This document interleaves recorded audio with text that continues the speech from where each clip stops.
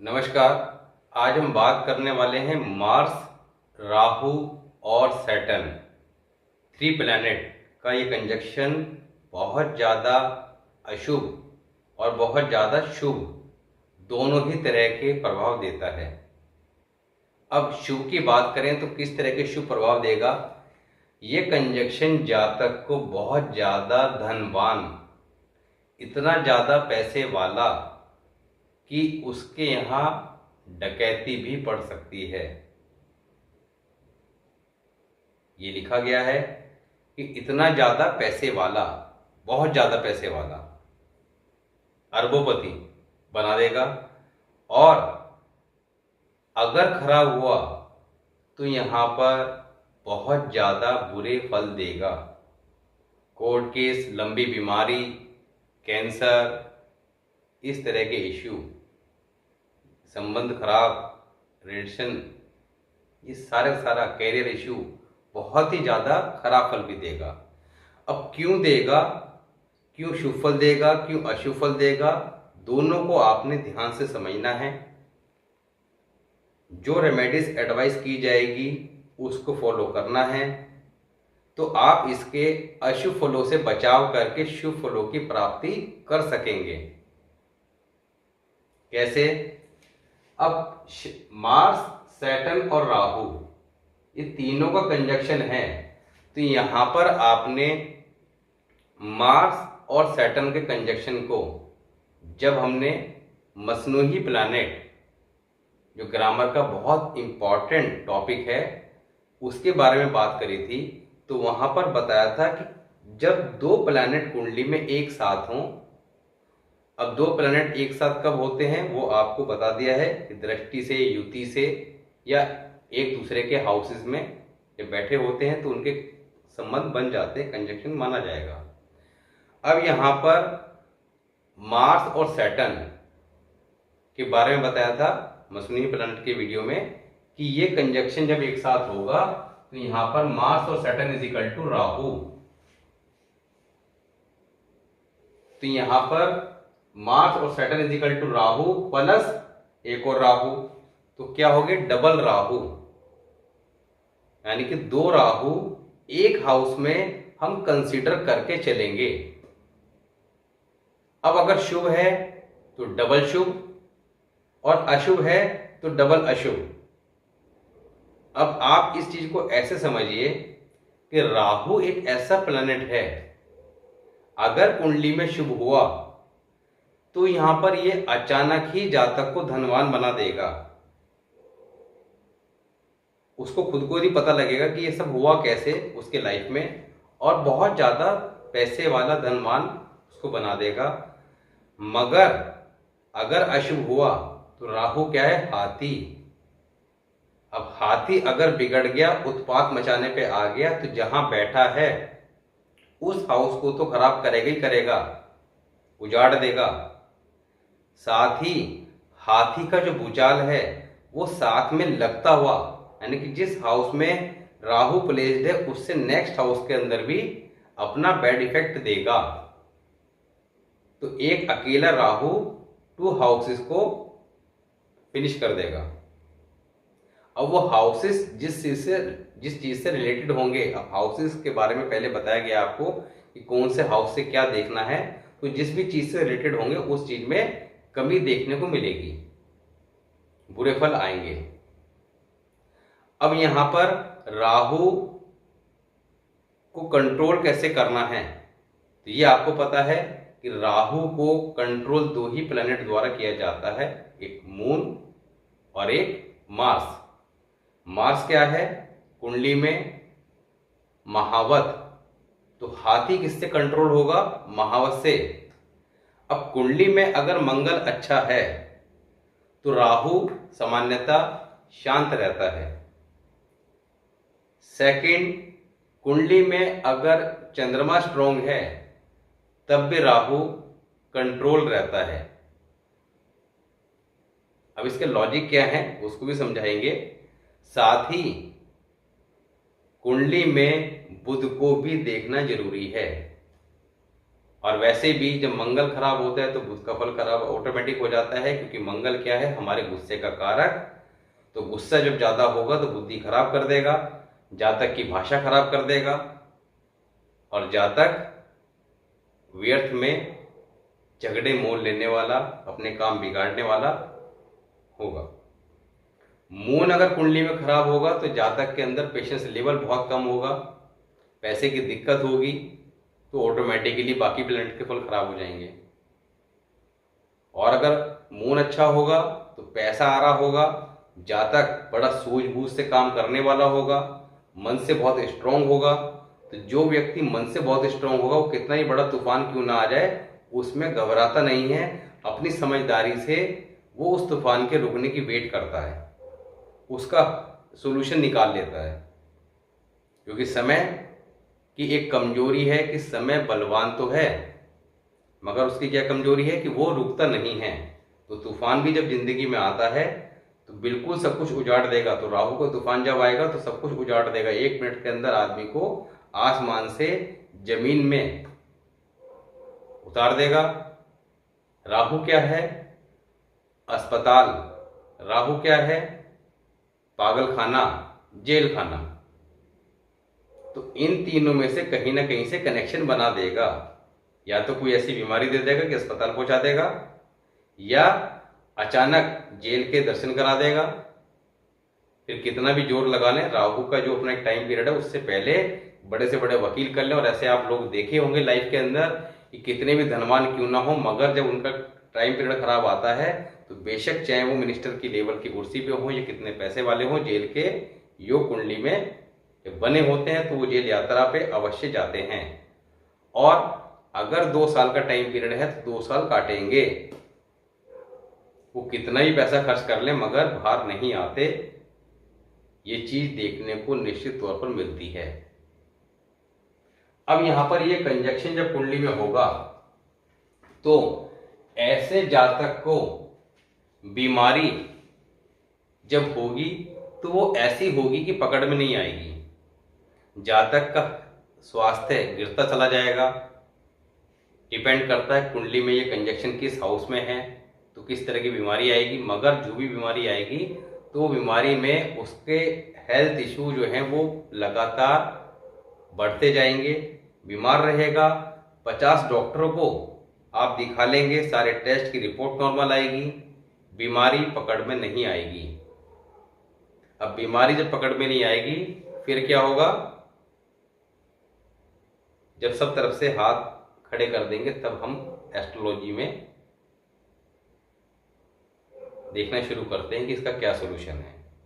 अब अगर ये कंजक्शन है कुंडली में, अब कंजक्शन के लिए आपको जब 3 प्लैनेट की हमने सीरीज स्टार्ट करी थी, बीच में हमने कुछ वीडियोस बनाई, काफ़ी ज़्यादा वीडियोस बनाई थी, उसके बाद हमने इस टॉपिक को थोड़ा चेंज कर दिया था। मगर अब इस टॉपिक को 3 प्लैनेट को थोड़ा सा बीच बीच में कंटिन्यू करके चलेंगे, क्योंकि काफ़ी ज़्यादा लंबा एक टॉपिक था। क्योंकि ये कंजक्शन जो है आपस में 3 प्लैनेट की काफ़ी ज़्यादा बन जाते हैं। अब लगातार एक ही टॉपिक को अगर लेके चलते रहो तो उससे थोड़ा सा बोरियत सी फील होती है, तो बीच बीच में टॉपिक चेंज करना भी जरूरी होता है। तो यहाँ पर जब ये कंजक्शन होगा तो बीमारी पकड़ में नहीं आएगी। और अगर ये कंजक्शन कुंडली में है तो इसको समझना है कि ये तीनों एक साथ हैं, तब तो कंजक्शन है ही है, मगर तीनों एक साथ नहीं है। तो यहाँ पर अगर कुंडली के फर्स्ट हाउस में, अब इन तीनों में से कुंडली के फर्स्ट हाउस में कोई एक है या 2 है, कोई से भी हो, और एक 7th हाउस में हो, तो फर्स्ट हाउस का 100% एस्पेक्ट कहाँ आता है, दृष्टि कहाँ आती है, 7th हाउस में। एज पर दृष्टि का जो कॉन्सेप्ट है उसको बार बार कह रहे हैं कि आप समझ लीजिएगा, नोट कर लीजिएगा, बहुत इजी हो जाएगा चीजों को चेक करना। तो यहाँ पर ये कंजक्शन कुंडली के 7th हाउस में माना जाएगा। 7th हाउस में जब होगा तो मैरिड लाइफ को तो खत्म, 2 शादी के योग, और उसके बाद भी किसी तरह का कोई सुख नहीं। इसी तरह आपका कुंडली के 2nd हाउस में है, 12th हाउस में है, 11th हाउस में, किसी भी हाउस में होगा तो यहाँ पर जो दृष्टि का कॉन्सेप्ट है उसमें जाके आप समझेंगे कि अगर किसी भी हाउस में कोई 1 है या 2 है और दृष्टि से दूसरा आके उसमें मिल रहा है तो ये कंजक्शन को आप कंसिडर करेंगे। अब ये कंजक्शन जब कुंडली में होगा तो बीमारी तो पकड़ में आएगी। दूसरा, ऐसे जातक के परिवार में कोर्ट केस, लंबी बीमारी, कैंसर, इनमें से कोई ना कोई सिचुएशन देखने को 100% मिलती है। इवन जातक को खुद को भी कैंसर या कोई लंबी बीमारी का योग बन जाता है, और ऐसा जातक जब बीमार होता है तो कई बार परिवार वालों को ऐसा लगेगा कि शायद ये अब नहीं बचेगा, मगर आयु लंबी होती है। अब दूसरा, आयु या तो लंबी होगी या बहुत छोटी होगी। अब उसको कैसे चेक करें? जब ये कंजक्शन कुंडली में कहीं भी होगा, चाहे मंगल राहु एक साथ हो, शनि की दृष्टि आ रही हो, या शनि मंगल एक साथ हो, राहु की दृष्टि आ रही हो, या शनि राहु एक साथ हो, मंगल की दृष्टि आ रही हो, या तीनों एक साथ हो, तब ऐसे व्यक्ति की बॉडी पे कहीं ना कहीं एक स्पॉट होगा जिसको हम लसन का निशान बोलते हैं, और ज्योतिष की भाषा में पद्म का निशान बोलते हैं। तो उस निशान को आपने चेक करना है, और उस निशान पे आपने अपना थंब रख के ये चेक करना है कि वो निशान कितना बड़ा है। आपके अगर थंब के नीचे वो आ गया तो ये कंजक्शन कहीं ना कहीं शुभ स्थिति में है, और ये जातक की सभी इच्छाओं की पूर्ति अवश्य करेगा। अगर वो निशान आपके थंब से बाहर आ रहा है, यानी कि थंब रखने के बाद भी वो निशान दिखाई दे रहा है, तब ऐसे में यहां पर ये अशुभ स्थिति माना जाएगा, और ये जातक को पूरी लाइफ को बर्बाद कर देगा। जातक का पूरा जीवन तहस नहस एक अकेला ये कंजक्शन कर देता है। कुंडली के बाकी अच्छे योगों को अभी फल जातक को नहीं मिलता। जीवन बहुत ज्यादा परेशानियों से भरा रहता है। जेल यात्रा या अस्पताल से कहीं ना कहीं कनेक्शन बन जाता है, और लाइफ उसी में बीत जाती है। बहुत ज्यादा बुरे फल देता है अगर अशुभ कंडीशन में हो। 11th हाउस में अगर ये कंजक्शन बना हुआ है, तब ऐसे में ये भी देखने को आपको मिलेगा कि जातक के परिवार में कोई ना कोई व्यक्ति ऐसा होगा जो खुफिया विभाग में कार्यरत हो, जैसे रॉ, सीआईडी, सीबीआई, ऐसे में कोई ना कोई काम करने वाला भी आपको मिल जाएगा। ऐसे जातक को हमेशा क्या प्रिकॉशन लेनी है कि लेन देन के मामले में बड़े नुकसान उठाने पड़ते हैं, यानी कि रुपयों का लेन देन ऐसे जातक को कहा गया है कि बिना लिखा पढ़त के नहीं करना चाहिए, चाहे बेशक अपने वो किसी रिलेटिव को ही क्यों ना पैसा दे, क्योंकि लेन देन में मोटे नुकसान के योग कुंडली में बन जाते हैं। दूसरा, ऐसे जातक के भाई का रिश्ता भी होकर टूटता है। ऐसा जातक अपने भाई के साथ जूते खरीदने भी जाता है, अपने भाई के जूते भी पहनता है, ये भी आपको देखने को मिलेगा। और ऐसे जातक के अंदर बदले की भावना हमेशा बनी रहती है। गुस्सा स्वभाव में सामान्यतः ज्यादा होता है, अचानक ही वो भड़क पड़ता है। तो यहां पर ये कंजक्शन जो है अगर बुरे फल देगा तो जरूरत से ज्यादा देगा, शुभ फल देगा तो इतने ज्यादा शुभ फल देगा कि आप देखेंगे।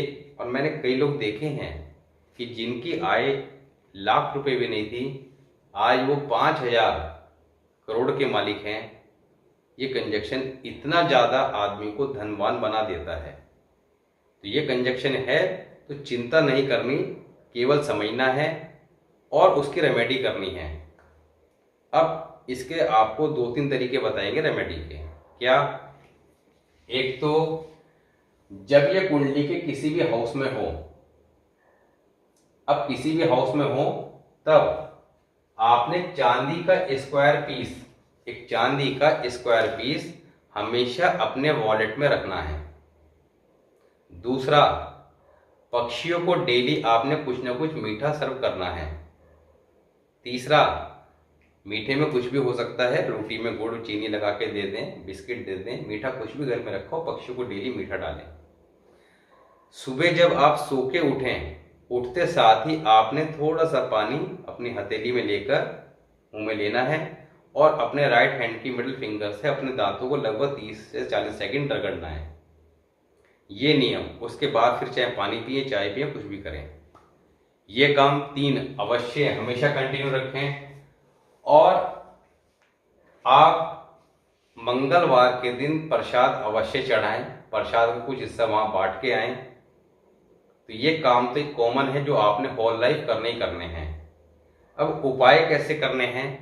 उपाय के लिए आपने क्या करना है कि जब ये कॉम्बिनेशन कुंडली में कहीं भी बना हुआ हो या दृष्टि से युति से, तो आपने इन तीनों ग्रह को वर्ष फल में देखना है कि वर्ष फल में किस हाउस में है, और उस हाउस में वर्ष फल में जिस भी हाउस में है उस हाउस से रिलेटेड वीडियो में जाकर आपने चेक कर लेना है कि इस हाउस में इन तीनों प्लैनेट के अलग अलग जो वीडियो हैं उसमें क्या रेमेडी और प्रिकॉशन बताई गई है, उनको फॉलो करना है।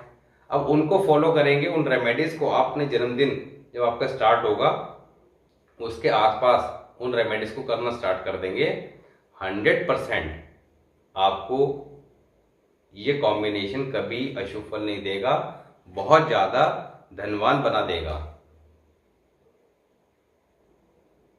दूसरा, अगर आपको ये कॉम्बिनेशन किसी कुंडली में दिख जाए और वो किसी ऐसी बीमारी से पीड़ित हो, जैसा आपको बताया कि बीमारी पकड़ में नहीं आएगी, ठीक होने का नाम नहीं लेगी, तो करना क्या है, 10 बादाम और 10 छुहारे, 10 बादाम और 10 छुहारे आपने जल प्रवाह करने हैं। अब जल प्रवाह करते हुए आपने वर्ष फल के अंदर 4th हाउस के प्लैनेट को भी चेक करना है। तो 10 बादाम और 10 छुहारे जल प्रवाह करने हैं और 43 दिन लगातार करने हैं, और जो पीड़ित है उसके सिराने रख दें, उसके ऊपर से एंटी क्लॉकवाइज 7 बार उतार दें तो और अच्छा है। तो ये रेमेडी आप करते हैं, जो आपको और बताई गई है उनको फॉलो करते हैं, तो निश्चित तौर पर आप इस कॉम्बिनेशन का बहुत लाभ प्राप्त कर सकते हैं। तो आज हमने बात करी मंगल शनि राहु के बारे में। नेक्स्ट वीडियो में बात करेंगे नेक्स्ट नए कॉम्बिनेशन के बारे में। तो मिलते हैं नेक्स्ट वीडियो में, तब तक के लिए नमस्कार।